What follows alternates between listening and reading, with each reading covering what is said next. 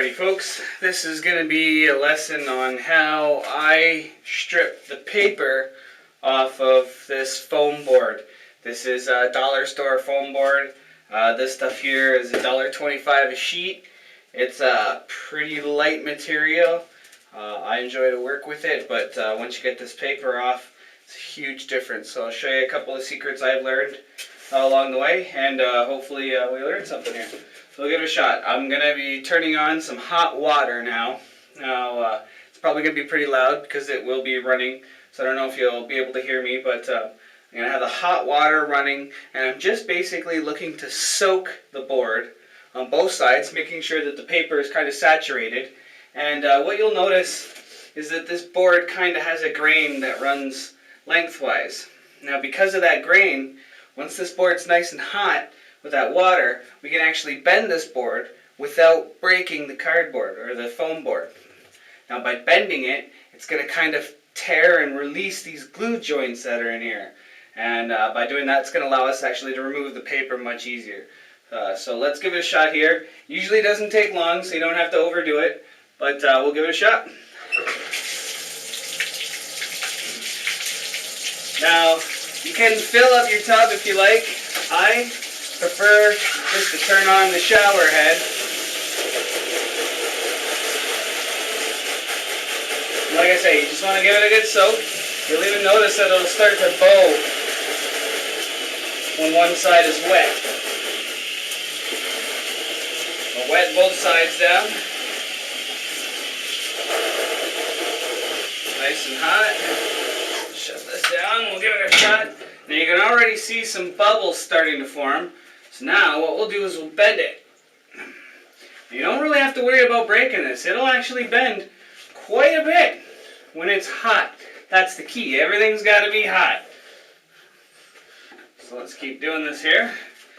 It's still, I see lots of glue forming there.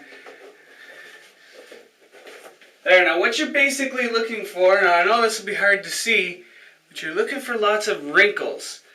You get a very textured, scaly. And then I just grab the paper from a corner, and here we go. And, whoops. Almost got it in one pull. So there you go. There's one side. Flip it over on the other side. And start this one as well. And there we go. I don't know if you can see that coming off. Now, it's nice to get it off all in one piece because it makes it easier. It's one pull, but what chances are by the time you get halfway down the board, there'll be so much pressure that the paper will just rip. See, like this. But there you go. One foam board stripped. What do we got there? Maybe a couple minutes. We'll do one more for you. I'll try and do this one a little bit quicker. Let's see.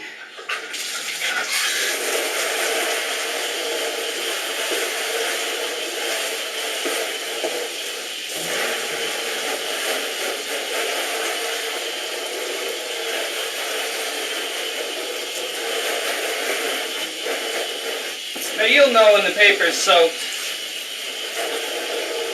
So obviously it's paper. It doesn't take much to get it wet. But you've got two goals in mind. You want the paper wet, but you want enough heat applied that you kind of get that glue a little more pliable so that it loosens up. Like I said, a couple bends here. Sometimes I get a little bit carried away. And there we go. We start to pull.